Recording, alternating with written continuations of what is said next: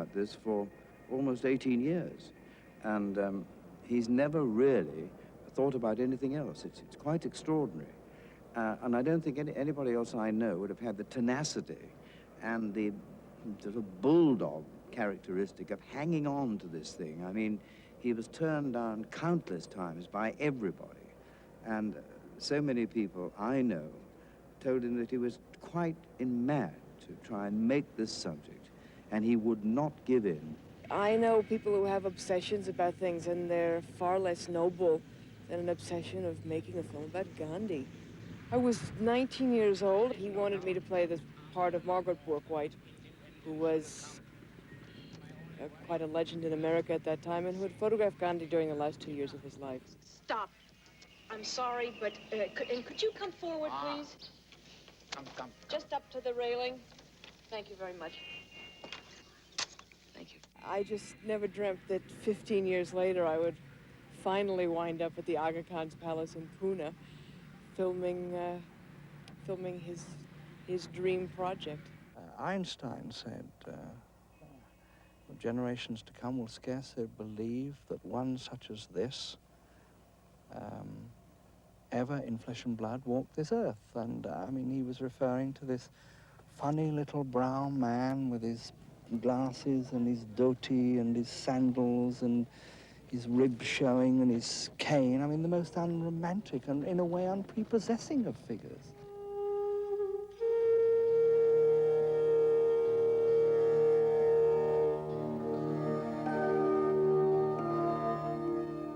I love his intelligence more than anything else. Totally unique, totally refined, fluid. Lots of people are endeared by his capacity to laugh, are endeared by his spirituality, inspired by his faith, born of, I think, an anger and an indignation, but tempered into something very constructive. But the umbrella that embraces all these things was his intelligence. It was his intelligence, as well as his idealism, that finally won over the sophisticated pundit Nehru. And of course it was Nehru, 19 years ago, who said to me, make a film. Don't deify him. That's what we've done in India. He's too great a man to be deified, but make a film about him. He was a man, not a god or a saint. Make a film.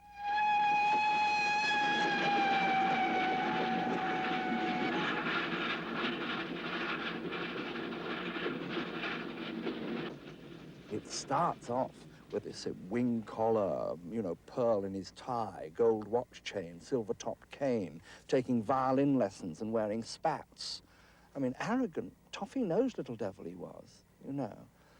Superior, supposedly, intellectually, or thought himself to be. Just what are you doing in this car, Coolie?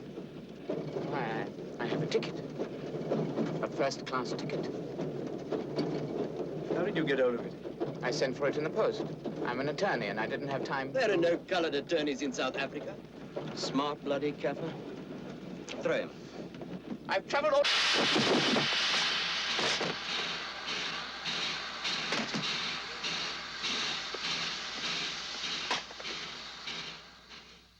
After he'd been kicked off the train, he was walking along the pavement, and towards him came two white South Africans. And there was no question as to what he must do. He must step in the gutter, because that's what Indians did in the 1890s. Get off the pavement, you bloody coon. Yeah, get off. Kaffir.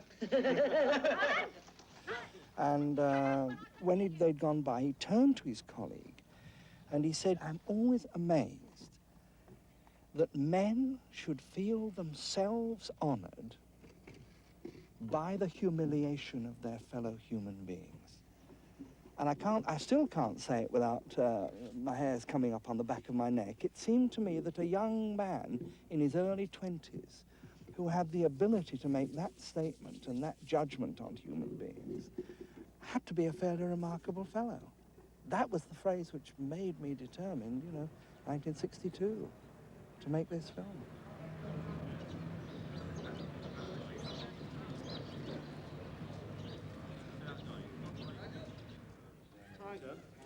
Chairs in front of the desk. Can you set those properly for me? Athol Fugard plays the part of General Smuts, and he sends for Gandhi, as you can see, a relatively young Gandhi, who's been imprisoned for standing up for the rights of his fellow Asians. It's a great journey because I do go from early to middle 30s to his death at 79, to his assassination at 79. Of course, it wasn't a natural death. And examine the faith, the strength, the anger, the capacity to forgive, the articulacy, the way he used to mobilize his language. The script is very faithful to Gandhi. The fact that he has to challenge you and gets totally the unexpected answer. Yes.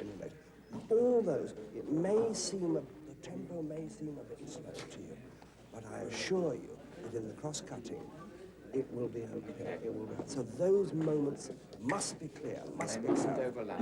Must not overlap.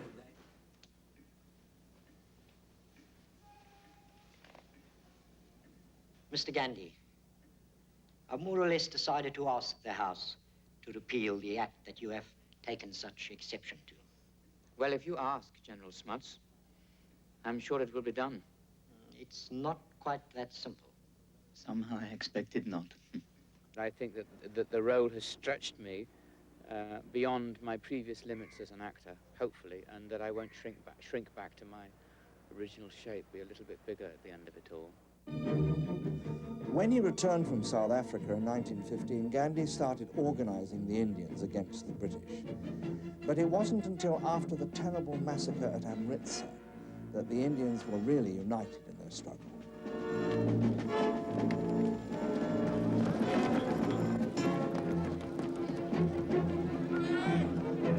Turn over!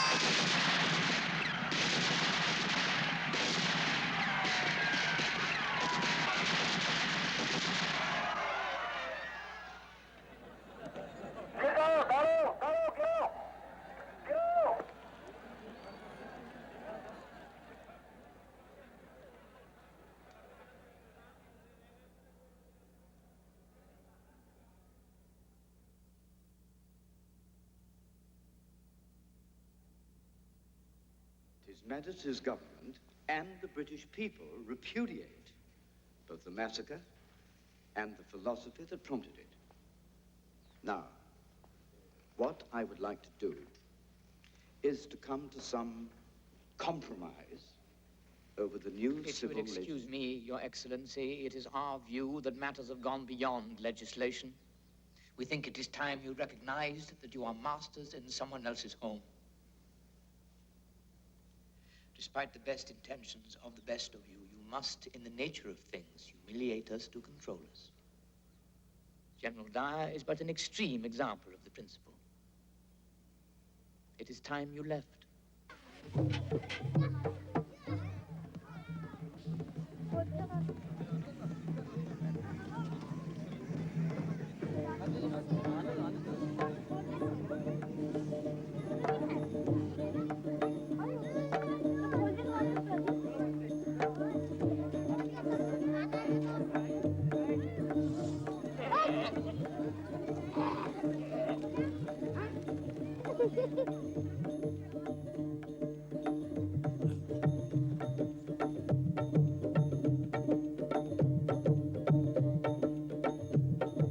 Or it could be over here. I mean, we could equally well use it. He's got to be about here. It's probably a half day to set up. We start with the camels, then the bullocks, and the elephants last of all on that corner. So if the bullocks were right here, and they could in fact get around that well and up that little trail there. Yeah. It's a big stretch to cover with dirt.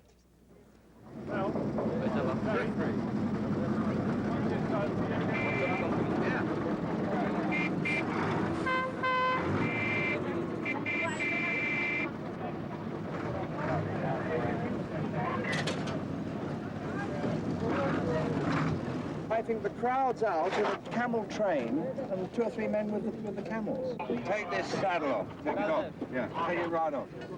Is he actually understanding what we're saying? Yes. You haven't cleaned your teeth for a week. Is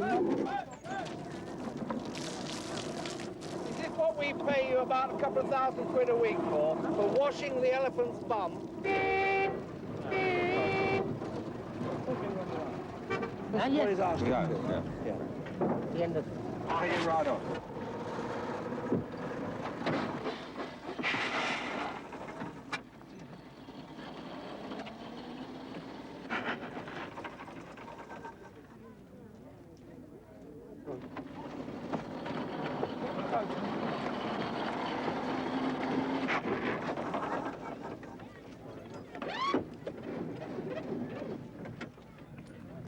Richard?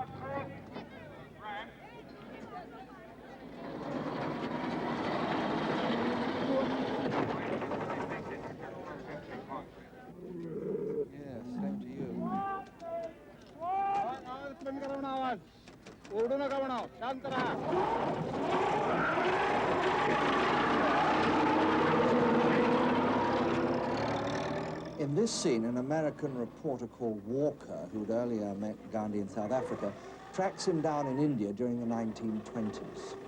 I think that this reporter comes to an understanding of Gandhi's teaching and sees it actually working and is terribly moved and impressed by it when he sees the massive injustices and the use of force.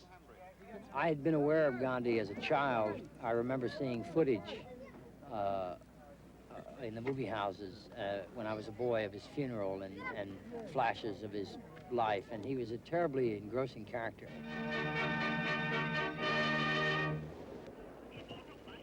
It was extraordinary, the hold that Gandhi had over the Indian people.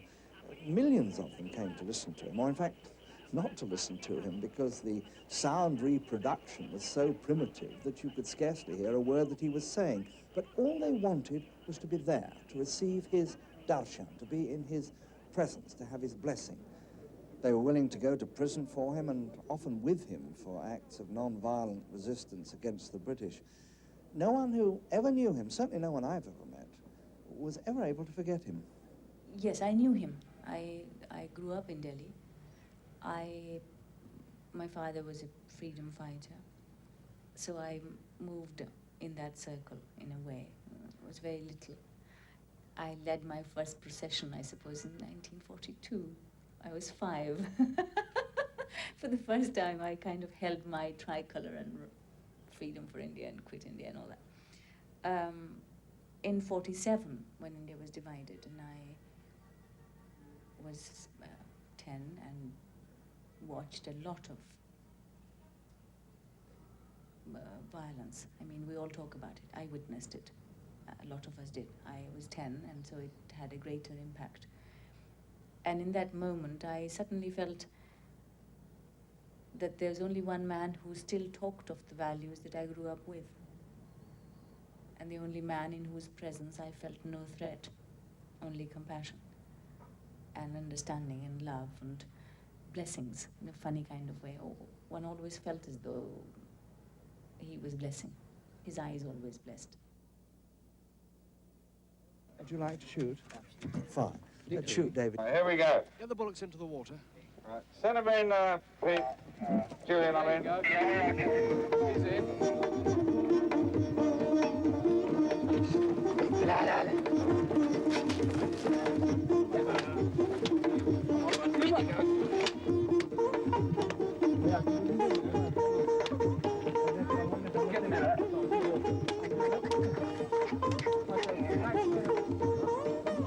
Oh my God, not goats as well.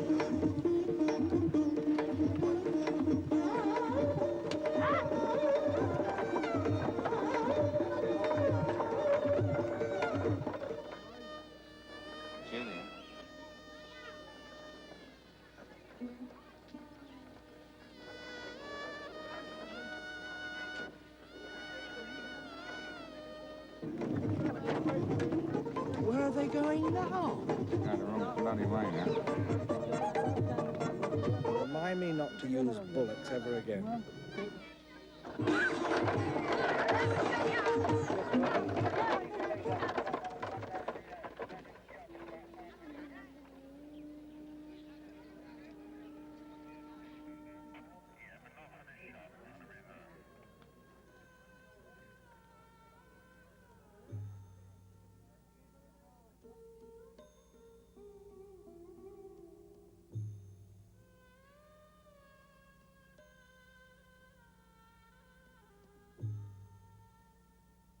Sit, Richard, you bugger. Sit, Richard. Sit, Richard. Now then, the shot should start now. Richard should have stayed up on that previous step. And so should Martin. They're all covered. So we'll split them, darling, and we'll bring them further over to camera right. Yes. The boys are both... The boys are both, yes. The boys are... Will you stop, please? Sorry to interrupt you. We like to take everybody camera right a little bit. No, just Barr and I Castor. beg your pardon, as you were, sorry. Walker and the London Times correspondent, a man called Collins, have come to Gandhiji's birthplace, Porbandar, to see him, to see if they can discover what's going to happen, to try and get a story. And having arrived in Porbandar, they are talking to him and talking about him, and one of the things they ask him about is his marriage. How long has he been married? Gosh, he's been married over 45 years.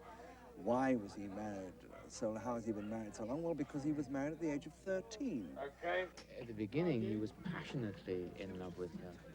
In fact, it was a consuming passion that left him very guilty, because in fact, they were newly married, and I believe that at the time his father died, they were making love, and he somehow must have equated that, and eventually decided that that certainly was an area of his life that he had to let go of, any kind of sensual pleasure.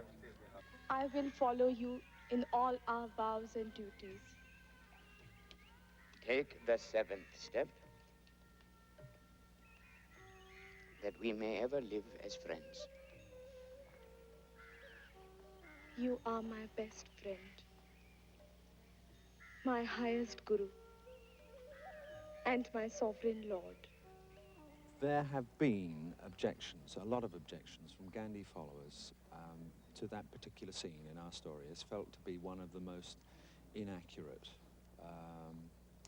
scenes that we have. It's caused more controversy than perhaps any other, since it's felt that Gandhi and Kasturba would never have done something which is essentially so private in such a public fashion, you know, demonstrated their marriage to, or the marriage ceremony to Western reporters. What we feel is that it's too early to play with history or to change history, because we are witnesses to what had happened. And therefore, for us, it would be something like sacrilege, if not sacrilege. And he certainly would not have liked anyone to make a film on his own life.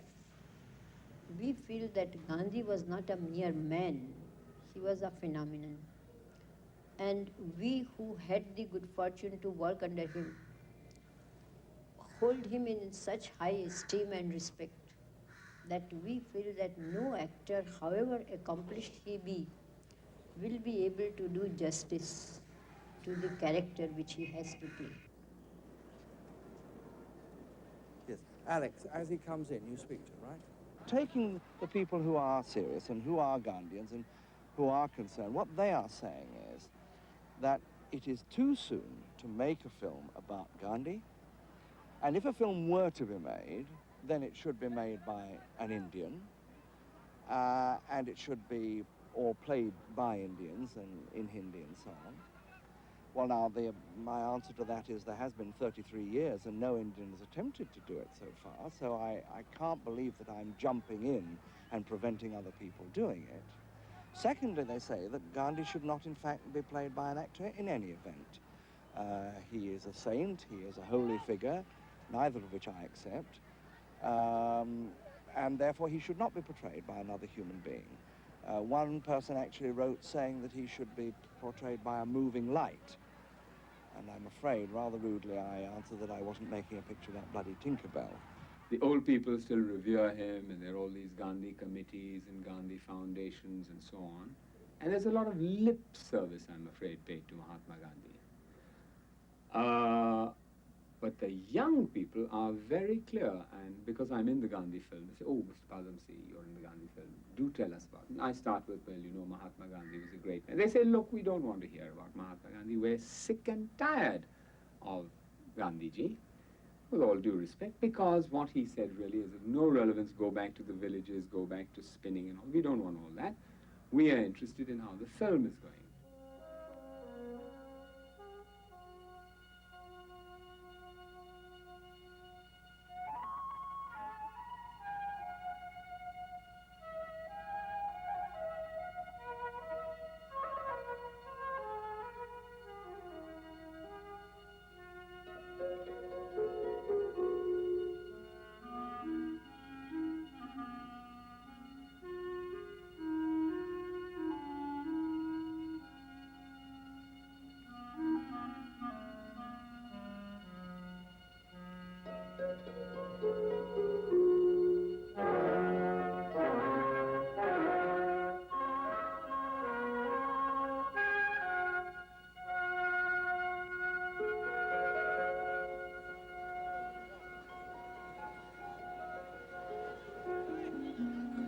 One of the problems, of course, when you're using large crowds is to make sure that what they're wearing is authentic in the period. We're always having to check for sneakers and flip-flops and modern trousers that keep appearing from underneath their dhoties. The hardest thing, though, is to persuade the men to have short 1930 haircuts.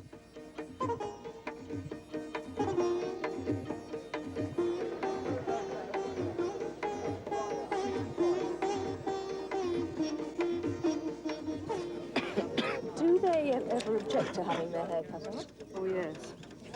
By women, you see. They're not used to having women touch them. Yes, we didn't realise when we first came out here we had to get interpreters, you know, because women don't touch men. Men do. So to charge after somebody with a pair of clippers is... it's almost like trying to rape them, if you imagine. Rehearsal, please. There we go. On the banks of the Sabarmati River, Gandhi gathered together all the people who worked with him in what he called an ashram, like a kibbutz, if you like, a working community.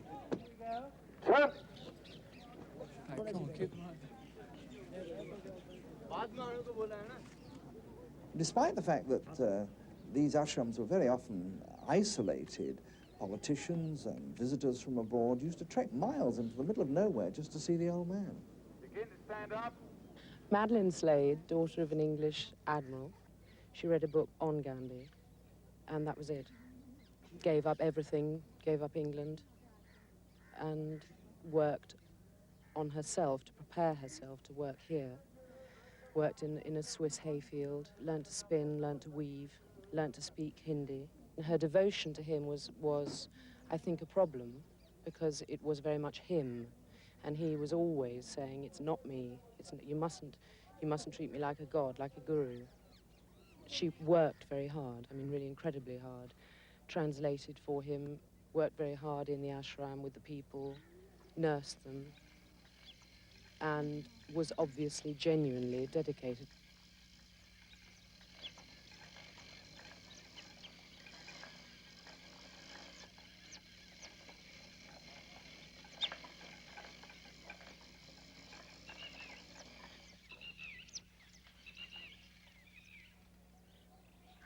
Okay, Ben. Here we go. Action! Watch Buckle! This is where Gandhi sets out on his famous Salt March to the Sea, perhaps the most ambitious and successful single demonstration he ever made against the British.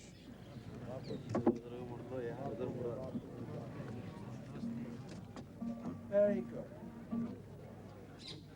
Now, they'll be throwing flowers. Now, do they wave? I mean, do people do things? Well, get the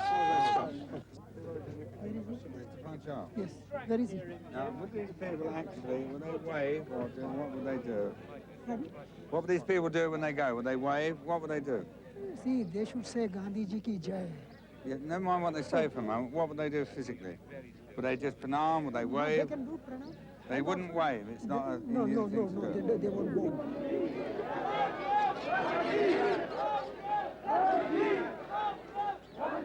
He decided to set out with 78, I think, including himself 79, ashramites to walk this journey.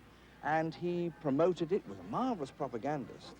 And he made sure that people en route knew that he was making this walk, this march. And the result was that as he went through villages and through towns all on the way, it was very well thought out, like a general, you know, mounting a campaign. More and more and more and more people joined. You intend to walk all the way. It's the only way I can get the story. Besides, my name is Walker. My name is Walker.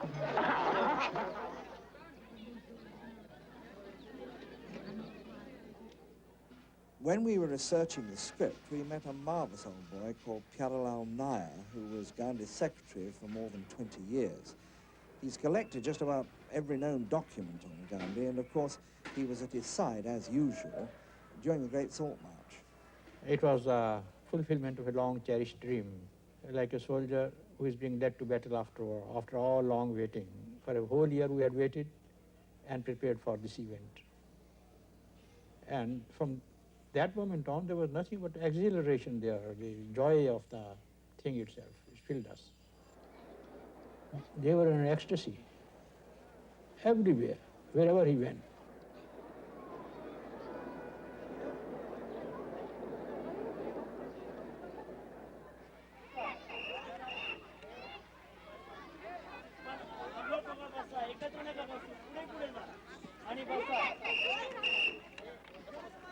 What we're hoping at the moment is for around about, what, 10,000 is our aim? Yes, we are 10,000. expecting 10,000. And most important for tomorrow is everyone's got to bring their mothers, their fathers, their brothers. We don't want anyone in the family left at home. We're having to collect a crowd of about 10,000 for today's scene at the end of the Salt March. And apart from the school children and their families, we've got to bring thousands of women onto the location. Trouble is that the drivers of the hired coaches have refused to drive out to the beach, and so we've got no alternative but to commandeer local buses.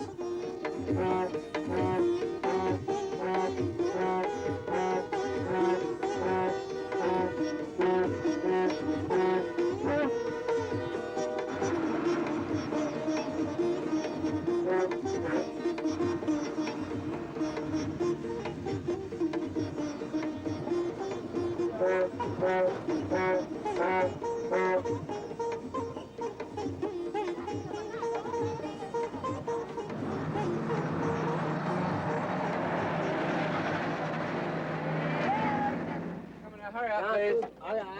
Quick. You only got it. Go over there for tea.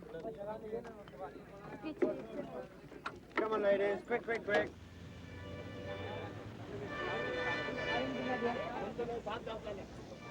Got another 1,000 coming. Sally, we've got another 1,000.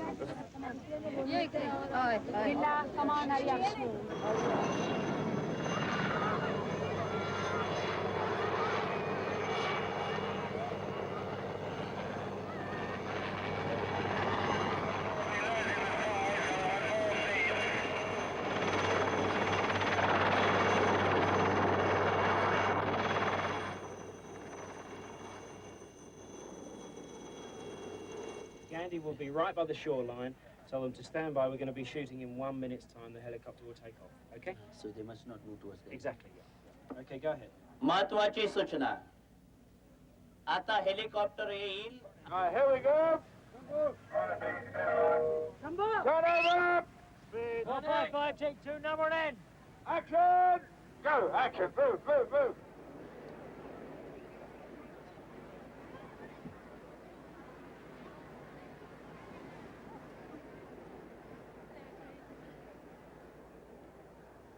He wrote to the Viceroy, he wrote to all the authorities, and he said he had to demonstrate that India no longer believed in or would respect British law and authority in India. And he wished to do something which demonstrated this so that the whole country, without hurting anybody or damaging anybody, could demonstrate that they were prepared to break the law. There's a law which says you may not manufacture salt. He walked from the ashram at Sabarmati to the Dandi beach, which is over 200 miles, and thousands and thousands and thousands of people walked with him.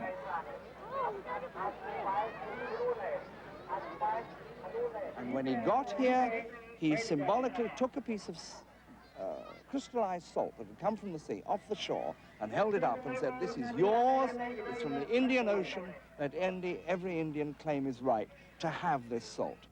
Where are they going? Where are they going? Stop, darling, down. The shot begins with you taking a handful of salt and bringing it up. Turn over! 457, take 1A camera only. Very still up here. Action. Very still. The wind. Keep on the fucking rostro. Put away from it.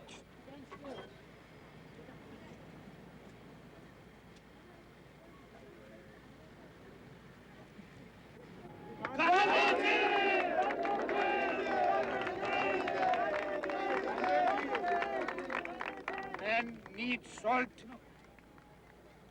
as he needs earth and water. I mean air and water, don't I? Sorry. चलो जल्दी चलो हम वहाँ काय तो कर रहा तुम यार नहीं लेगा तो धक्का दे दो दोनों हाथ से बोलन आवाज मारो ऊपर करेंगे तभी डालेंगे चलते जाओ चलते जाओ चलते जाओ चलते जाओ आगे चली चल आगे चली चल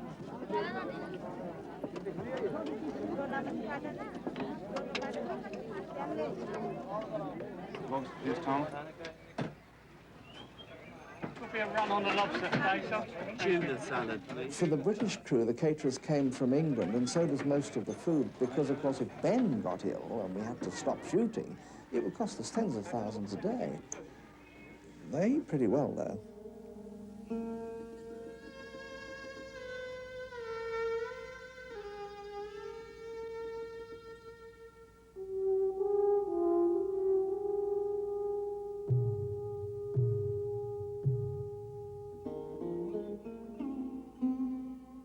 I think that he was a man of his time, and I think that his achievements were remarkable in that he freed millions and millions and millions of people from a colonial rule with remarkably little bloodshed for this century.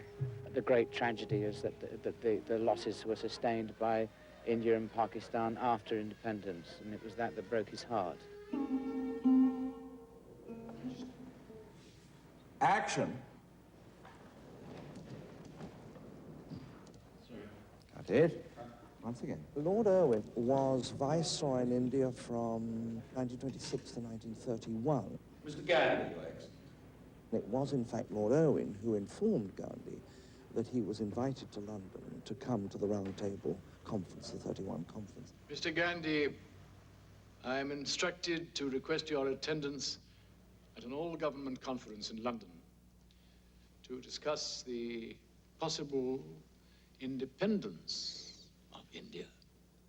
Thank you, John, dear. We need rehearse. Hey.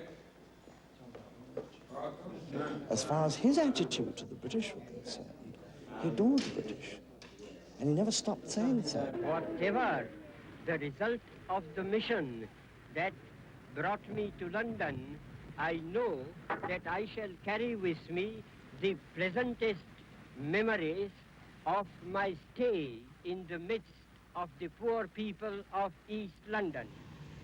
He acknowledged on a number of occasions that although he believed passionately in civil disobedience, in non-violent resistance, and he believed it was the only way in which to achieve his end politically and socially, he did say on a number of occasions, I doubt if ever I could have succeeded against any other nation other than the British.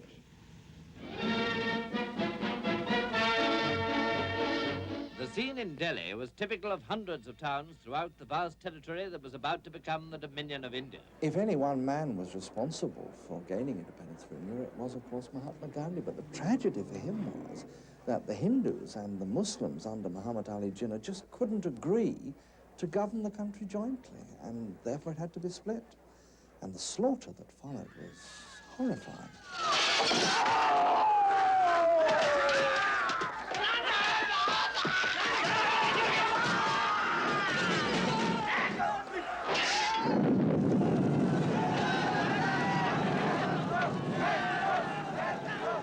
I am concerned about the domination of the Muslims. Please, Muhammad. I will not stand by and see the mastery of the British replaced by the mastery of the Hindus. This scene is heartbreaking for Gandhi. It broke him, it broke his spirit, it broke his body, it broke his heart. That after something like 35 to 40 years of struggle, he succeeded in liberating and dignifying again his country, only to have it broken into 2 and now 3 parts.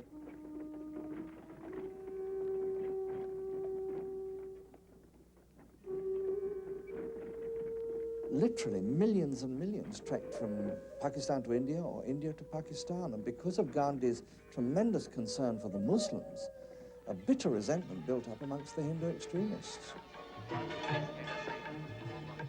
And it was ironic that it was the extremism of a Hindu, a member of his own religion, that proved fatal.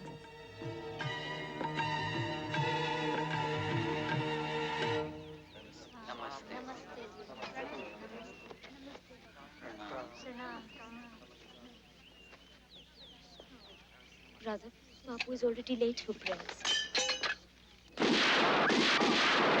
Oh, God. Oh, God.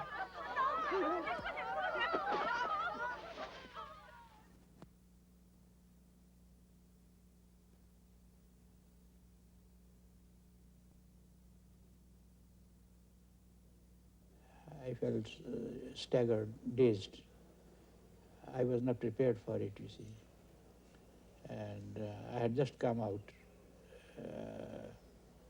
to attend a prayer meeting, but halfway through when somebody came running and said, "Send for a doctor, Gandhi has been shot dead."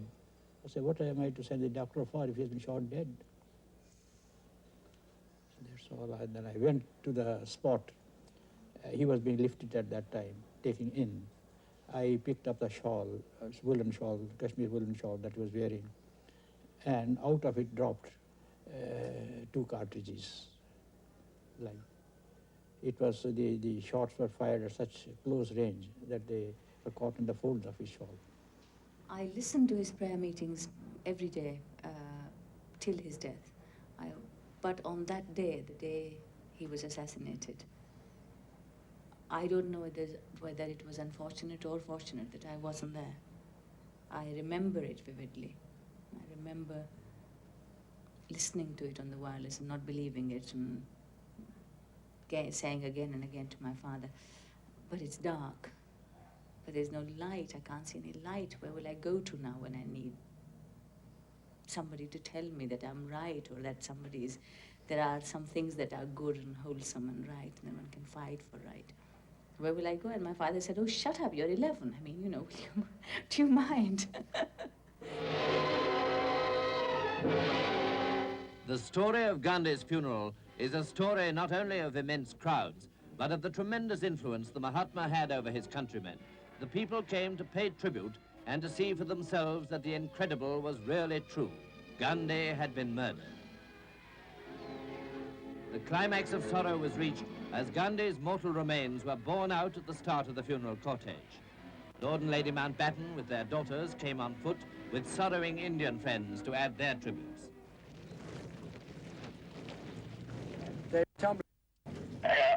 Colonel Balachandra is doubling at the moment for Mountbatten, and he's behind the coffin, immediately behind the coffin.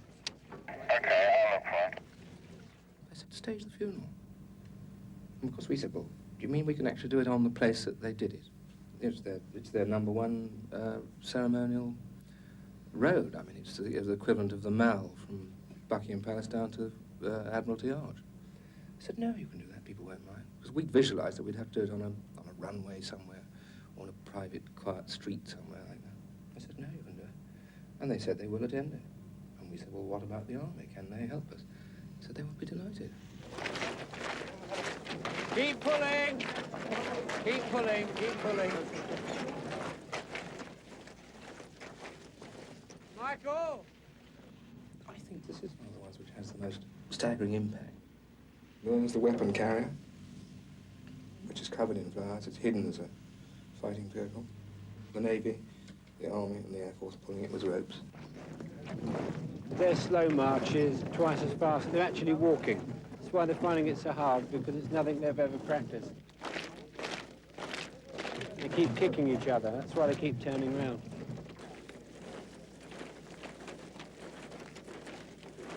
Just ask them not to look so happy. It would cheer me up to see how solemn they can look. We hope to have about 500,000, so I don't want to count them. I know we're collecting around about 120,000, and we're doing widespread press, so we could get 500,000.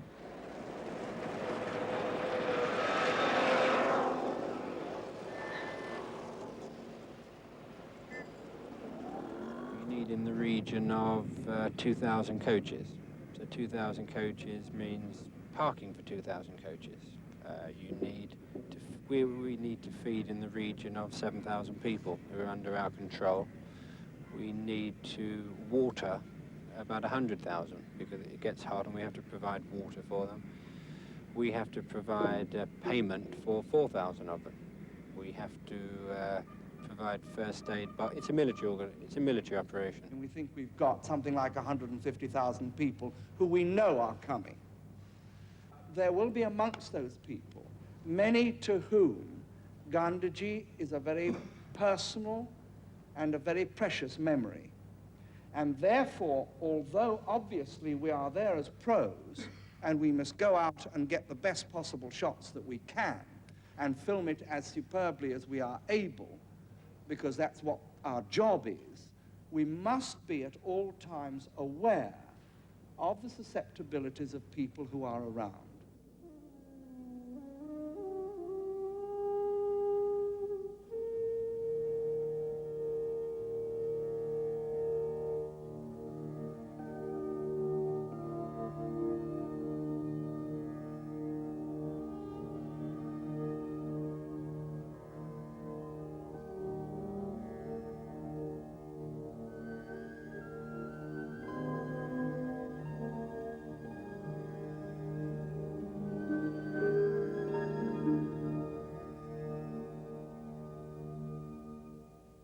We've had to replace George V's statue, and we're dressing up all the cameramen as Indians, and the production bards, well, most of them are wearing military uniforms of some rank or another. The important thing is that if they get in shot, they don't look out of place.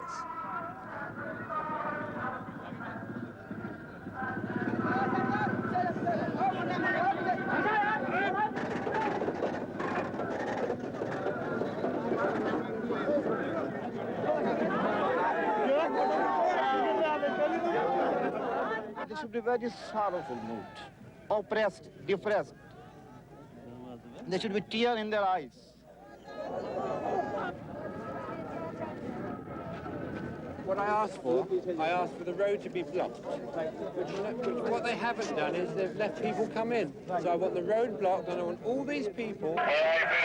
Would you do that smoothly? You need to feel that you can hold on to something. I've got this chair. Yes, and you've got something at the top shoulder. there, have you? Yes. We're not going to start cutting hair in the middle of a road. I don't care, they're not cutting here. Sorry, goodbye. And get rid of all this mob out of here. I don't know who they all are, you see.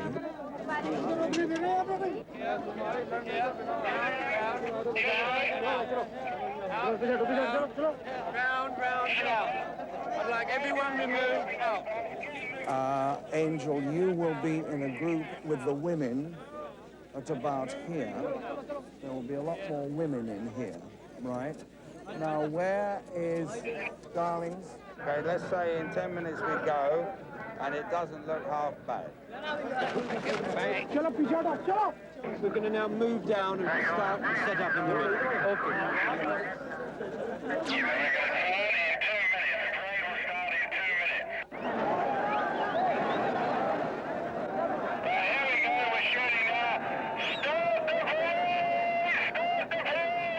Okay, start the truck up. Okay.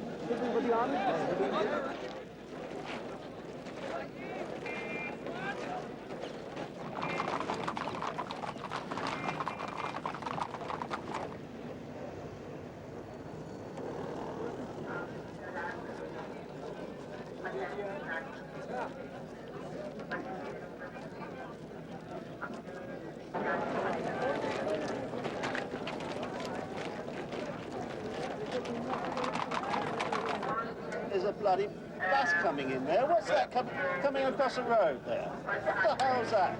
Get it out! Get it out! Get it out! Stand by. Stand by. Keep still. Stand by. I'm turning now.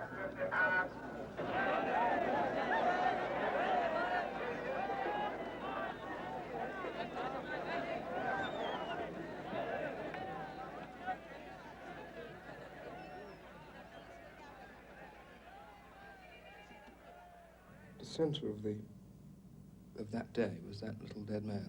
They really mourned for him.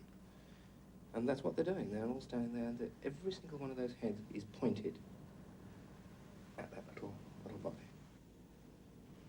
He was very nearly 80 years old. Whatever people may say or do, the fact remains that he has got into the blood and bones of the people.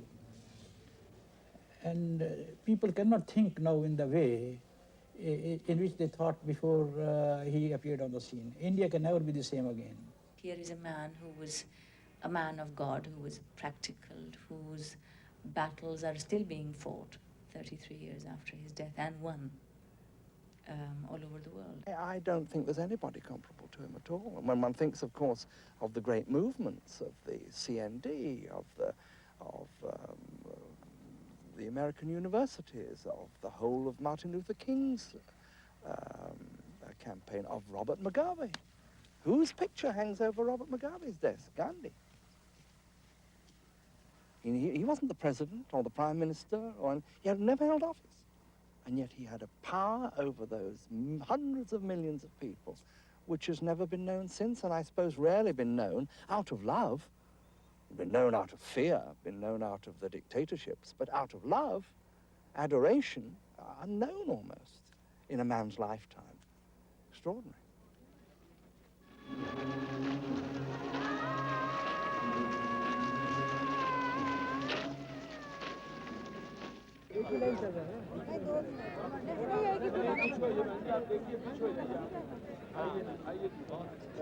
It's all over, other than paying off the odd 10,000 people and making sure the odd 150,000 get to their homes because we brought them.